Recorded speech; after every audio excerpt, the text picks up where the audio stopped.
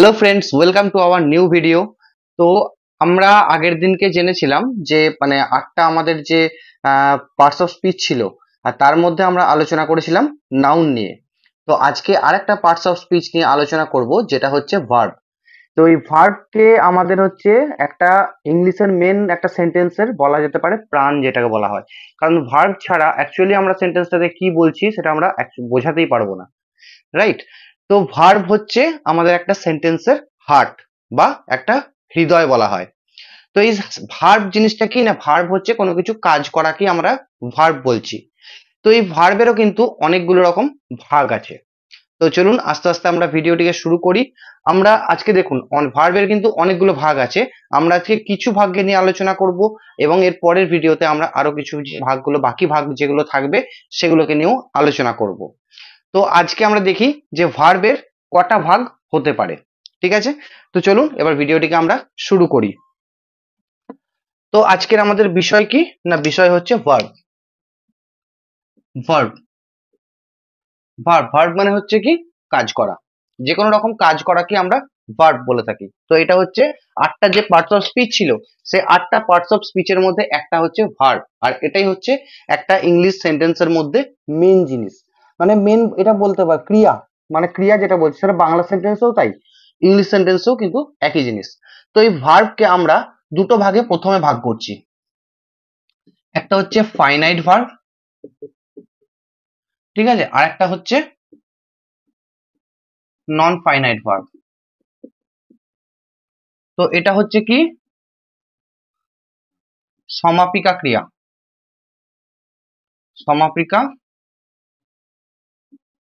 ক্রিয়া। আর এটা হচ্ছে অসমাপিকা ক্রিয়া।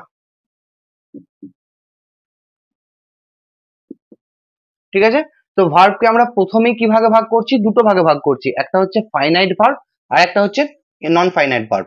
তো ভার্ব ফাইনাইট ভার্বটাকে কি বলছি আমরা, সমাপিকা ক্রিয়া। ঠিক আছে, আর নন ফাইনাইট ভার্বটাকে আমরা কি বলছি, অসমাপিকা ক্রিয়া। ঠিক আছে, তো আস্তে আস্তে এই জিনিসগুলোকে আমরা জানছি। তো প্রথমেই আজকে আমরা যেটা নিয়ে আলোচনা করব সেটা হচ্ছে ফাইনাইট ভার্ব নিয়ে। তো আজকে আমরা নন ফাইনাইট ভার্বটাকে কভার করছি না, এটা একটা অন্য ভিডিওতে, পরের ভিডিওতে আমরা কভার করব। তো আজকে আমরা নন ফাইনাইট ভার্বটাকে এখন মুছে দিচ্ছি। তো প্রথম যেটা ভার্ব হচ্ছে সেটা হচ্ছে ফাইনাইট ভার্ব বা সমাপিকা ক্রিয়া। তো এই ফাইনাইট ভার্ব কোনটাকে বলছে, বা মানে এর বৈশিষ্ট্যগুলো কি কি, মানে এক্সাম মানে এর যে ফিচার্স গুলো কি কি। না, প্রথম যে ফাইনাইট ভার্বের কাজটা হচ্ছে যে এটি হচ্ছে একটি সেন্টেন্সে মেন ভার্ব রূপে কাজ করবে। ঠিক আছে, তো এটা একটা প্রথমেই জিনিসটা যেটা হচ্ছে, এ একটা মেন ভার্ব রূপে কাজ করছে এটা। ঠিক আছে, আচ্ছা, নেক্সট হচ্ছে কি, এ কিন্তু একটাই মেন, মানে মেন ভার্বটাই যেটা এমন ভাবে বসবে যে সম্পূর্ণ সেন্টেন্সের মানেটাকে বোঝাতে পারবে। ঠিক আছে, মানে স্বাধীনভাবে একটা অর্থকে এ প্রকাশ করতে পারছে। বোঝা গেছে? আচ্ছা, নেক্সট হচ্ছে কি, এই ফাইনাইট ভার্ব কিন্তু সাবজেক্টের, ঠিক আছে, টেন্স, মানে সাবজেক্টের সরি পার্সন, বা আপনারা বলতে পারেন যে টেন্স কিরকম কি থাকবে, মুড কিরকম কি থাকবে, তার উপরে বিভিন্ন রকম ভাবে কিন্তু এই ফাইনাইট ভার্ব কিন্তু নিজের এক একটা আলাদা আলাদা রূপকেও ধারণ করবে। বোঝা গেছে? এবার জিনিসটা কি দেখুন, আমি একটা আপনাদের উদাহরণ দিয়ে দেখাই। যেমন হচ্ছে আই ওয়ার্ক ইন ব্যাংক। ঠিক আছে, প্রথম জিনিসটা দেখুন, আই ওয়ার্ক ইন ব্যাংক। যেহেতু আই হচ্ছে ফার্স্ট পার্সন, সেহেতু এটা ভার্বটা জাস্ট ওয়ার্ক বসেছে, যে আমি একটা ব্যাংকে কাজ করি। বোঝা গেছে? নেক্সট হচ্ছে দেখুন,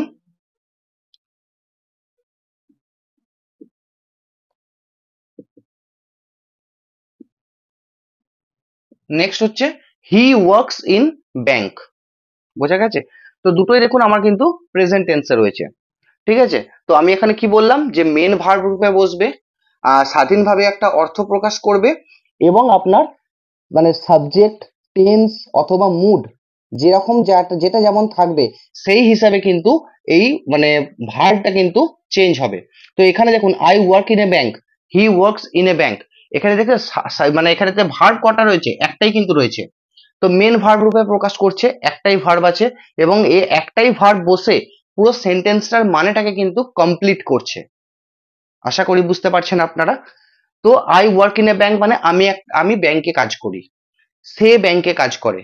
তো এখানে কাজ করার যে মানে ওয়ার্ডটা, ভার্বটা, সেটা কিন্তু একটাই বসেছে, মেন ভার্ব রূপে বসেছে এবং একটা সম্পূর্ণ স্বাধীনভাবে একটা সম্পূর্ণ অর্থ প্রকাশ করছে, মানে মিনিং বের করছে।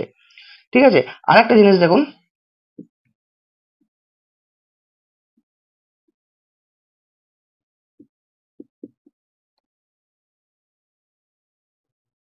হি হ্যাজ ওয়ার্কড ইন ব্যাংক, সে ব্যাংকে কাজ করেছে।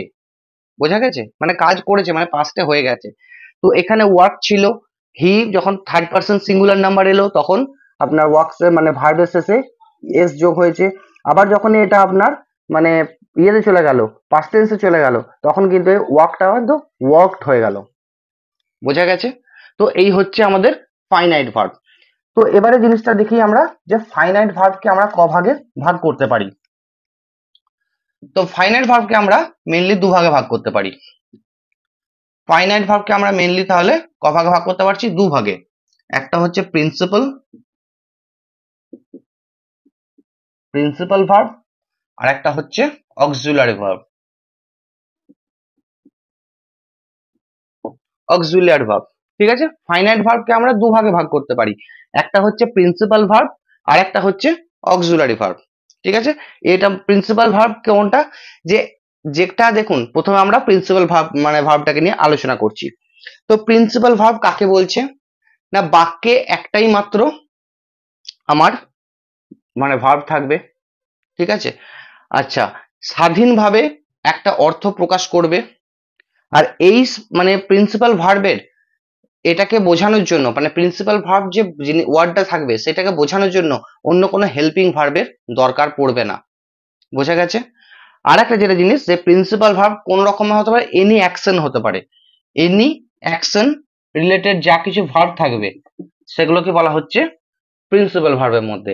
এবার এই অ্যাকশনটা হতে পারে যে আপনার ফিজিক্যাল অথবা মেন্টাল। বোঝা গেছে? তো ফিজিক্যাল বা মেন্টাল।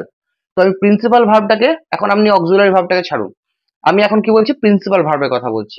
তো প্রিন্সিপাল ভার্ব হচ্ছে এক মানে একটাই মাত্র ভার্ব থাকবে যার জন্য অন্য কোনো হেল্পিং ভার্বের দরকার পড়ে না। নেক্সট থাকবে কি না, এটা একটা স্বাধীনভাবে অর্থ প্রকাশ করতে পারে এবং যে কোনো রকমের অ্যাকশন মানে কোনো কাজ হয়তো করছি আমরা, ঠিক আছে, তো সেই রকম অ্যাকশন টাইপের যা কিছু কাজ থাকবে সেগুলোকেই আমরা প্রিন্সিপাল ভার্ব হিসাবে ধরবো। এবার এই অ্যাকশনটা ফিজিক্যাল অ্যাকশনও হতে পারে অথবা মেন্টাল অ্যাকশনও হতে পারে। এবার আপনাদেরকে আমি একটা উদাহরণ দিয়ে বোঝাই, না হলে কিন্তু আপনারা বুঝতে পারবেন না।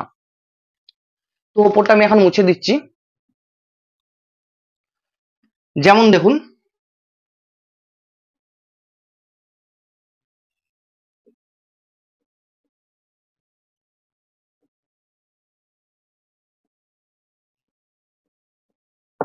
I walk in garden. ঠিক আছে, আমি মানে বাগানে হাঁটি। তো এখানে আমার মেন ভার্ব কোনটা আছে, ওয়াক। দেখুন একটাই ভার্ব বসে আছে, এর একে বোঝানোর জন্য অন্য কোনো হেল্পিং ভার্বের কিন্তু আমাদের দরকার পড়েনি। এবারে আমি এখানে দেখুন একটা জিনিস বলেছিলাম যে এনি অ্যাকশন, তো আমি একটা ওয়াক করছি মানে হাঁটাহাঁটি করছি, তো একটা না একটা অ্যাকশন তো আমি করছি, তো সেটা ফিজিক্যালও হতে পারে মেন্টালও হতে পারে। এবার এখানে যদি আমি হাঁটছি বলি, তো এটা আমার কোন মানে কোন ধরনের অ্যাকশন হচ্ছে, ফিজিক্যাল অ্যাকশন হচ্ছে, আমি আমার নিজের পা দিয়ে হাঁটছি, তাই তো। তো সেই ক্ষেত্রে আমার এটা হচ্ছে ফিজিক্যাল অ্যাকশন হচ্ছে। বোঝা গেছে? এবারে আমি যদি বলি যে আই লাভ মাই মাদার, তো এখানে দেখুন একটাই ভার্ব বসেছে লাভ, আমি আমার মাকে ভালোবাসি। তো এখানে একটাই ভার্ব বসেছে লাভ, একে মানে এই ভালোবাসার জিনিসটাকে বোঝানোর জন্য কিন্তু আমার হেল্পিং ভার্বের কোনো রকম দরকার পড়েনি। এবং এটা দেখুন একটা একটা অ্যাকশন হচ্ছে যে আমি একটা মাকে ভালোবাসছি। তো এটা কি আমার ভালোবাসাটা কি আমার শরীর দিয়ে হচ্ছে, হাত পা লাগাচ্ছে কি আমার, আমার মানে শরীর কোনো রকম কাজ করছে না। তো সেই ক্ষেত্রে এটা হচ্ছে মেন্টাল অ্যাকশন। বোঝা গেছে জিনিসটা? যখন আমি কোনো কাজ নিজে থেকে করছি, হাতে পায়ে কাজ লাগিয়ে যদি আমি করছি, সেটা হয়ে যাচ্ছে ফিজিক্যাল অ্যাকশন। আর যদি কোনো জিনিস আমি মন থেকে করছি বা মনকে কাজে লাগিয়ে করছি, মাইন্ডকে কাজে লাগিয়ে করছি, তখন সেটা হয়ে যাচ্ছে মেন্টাল অ্যাকশন। তো এখানে দেখুন দুটোতেই কিন্তু আমার কোনো রকম হেল্পিং ভার্বের দরকার পড়েনি, একটাই ভার্ব রয়েছে, সে স্বাধীনভাবে বসে আছে এবং আমার সেন্টেন্সের পুরো মানেটাকে কিন্তু একটা বোঝাচ্ছে যে হ্যাঁ আমি কি অ্যাকচুয়ালি বলতে চাইছি। তো এই হচ্ছে প্রিন্সিপাল ভার্ব। প্রিন্সিপাল ভার্ব মানে একটা দেখবেন স্কুল বা একটা মানে কলেজে যেমন একটা প্রিন্সিপাল থাকে যে হচ্ছে হেড, তো এখানেও দেখুন সেই মানে ভার্বটা কিন্তু হচ্ছে এই সেন্টেন্স গুলোর মধ্যে হেড, একে ছাড়া কিন্তু আর কেউ কোথাও নেই, এর জন্য অন্য কারো কিছু দরকারও পড়ে না, বা এর জন্য মানে এটা যে কোনো রকমের অ্যাকশনকে বোঝানোর জন্য যথেষ্ট। তো আশা করছি আপনাদের বুঝতে কিন্তু কোনো রকম অসুবিধা হওয়ার কথা নয়। তো এবারে চলে যাচ্ছি, এটা হয়ে গেল প্রিন্সিপাল ভার্ব, ঠিক আছে। এবার আমরা চলে যাচ্ছি অক্সিলারি ভার্বে, ঠিক আছে। এবারে অক্সিলারি ভার্বটাকে কি ধরনের জিনিসকে আমরা বলছি একবার দেখে নিই।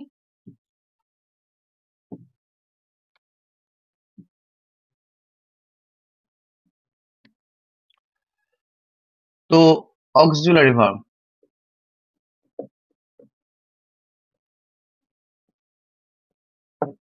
এবার অক্সিলারি ভার্ব কাকে বলছে? আমরা প্রিন্সিপাল ভার্বকে কি বলেছিলাম, যে বাক্যে একটাই মাত্র আমাদের ভার্ব থাকবে, যে পুরো এক মানে একটাই সেন্টেন্সের মানেটাকে একাই বলতে মানে বোঝাতে পারবে, তাই তো? আচ্ছা, এখানে অক্সিলারি ভার্ব কিন্তু সেই জিনিসটা পারবে না, বোঝা গেছে? অক্সিলারি ভার্ব একমাত্র প্রিন্সিপাল ভার্বকে সাহায্য করার জন্য বসে, ঠিক আছে। এর কিন্তু নিজস্ব কোনো মানে স্বাধীন কোনো মানে হবে না, ওকে। আর এটা আপনার পার্সন, টেন্স বা মুড অনুযায়ী, পার্সন ছেড়ে দিন, আপনি টেন্স বা মুড অনুযায়ী কিন্তু আমার এই অক্সিলারি ভার্ব চেঞ্জেস হবে, বোঝা গেছে? যেমন আমি যদি পাস্ট টেন্সের কথা বলি তো আমার অক্সিলারি ভার্ব পাস্ট টেন্সে হবে, আমি যদি প্রেজেন্ট টেন্সে বলি তো অক্সিলারি ভার্ব প্রেজেন্ট টেন্সে হবে, আমি যদি ফিউচার টেন্সের কথা বলি তো অক্সিলারি ভার্ব ফিউচার টেন্সে হবে। মেন ভার্ব কিন্তু এই প্রিন্সিপাল ভার্বটা থাকবে। তো এই প্রিন্সিপাল ভার্বকে সাহায্য করার জন্য যেটা থাকবে সেটাকে বলা হচ্ছে অক্সিলারি ভার্ব, মানে এর নিজস্ব কোনো মানে থাকবে না, প্রিন্সিপাল ভার্বকে সাহায্য করার জন্য এই ভার্বটাকে আমাদের বসানো হচ্ছে। এই ভার্বটা আরেকটা বৈশিষ্ট্য কি থাকবে না, এটি হচ্ছে মুড বা আমার টেন্সকে মানে বোঝানোর জন্য সাহায্য করবে। তো এখানে অক্সিলারি ভার্বের কয়েকটা উদাহরণ আমরা দেখে নিই, যেমন হচ্ছে am, is, are, was, were, has, have, had, shall, should, এসব। তো ইটিসি, তো এরকম আরো অনেক কিছু চলতে থাকবে। তো এইগুলো হচ্ছে আমার এক একটা অক্সিলারি ভার্বের উদাহরণ। তো আমি আরেকবার বলছি, কি বললাম অক্সিলারি ভার্ব কাকে বলছে, না এর কোনো নিজস্ব মানে থাকবে না, প্রিন্সিপাল ভার্বকে সাহায্য করবে এই ভার্বগুলো, ঠিক আছে। প্রিন্সিপাল ভার্ব কিন্তু মেন ভার্ব যেটা থাকবে সেটা কিন্তু থাকবেই, কিন্তু আমরা মানে প্রিন্সিপাল ভার্বকে সাহায্য করছে কি বোঝানোর জন্য, না মুড কেমন, টেন্স কি, তো এই জিনিসগুলোকে বোঝানোর জন্য প্রিন্সিপাল ভার্বকে আমাদের সাহায্য করছে এই অক্সিলারি ভার্ব। তো চলুন একটা উদাহরণ দিয়ে দেখে নিই, তাহলে জিনিসটা বুঝতে অনেকটা সুবিধা হবে। এখানে দেখুন,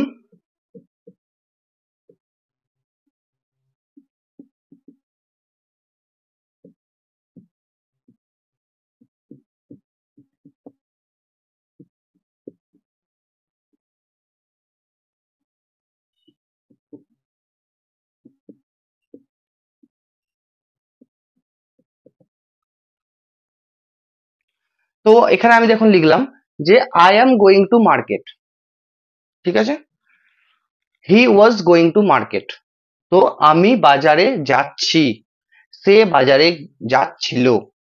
তো এখানে দেখুন আমি যদি এই অ্যামটাকে আর ওয়াজটাকে মুছে দিই, ঠিক আছে, তো আই গোয়িং টু মার্কেট, ঠিক আছে, আমি বাজারে যাচ্ছি, এই কথাটা কি আদৌ মানে প্রকাশ পাচ্ছে অ্যাকচুয়ালি যে আমার এটা আমি কোন টেন্সে বলছি?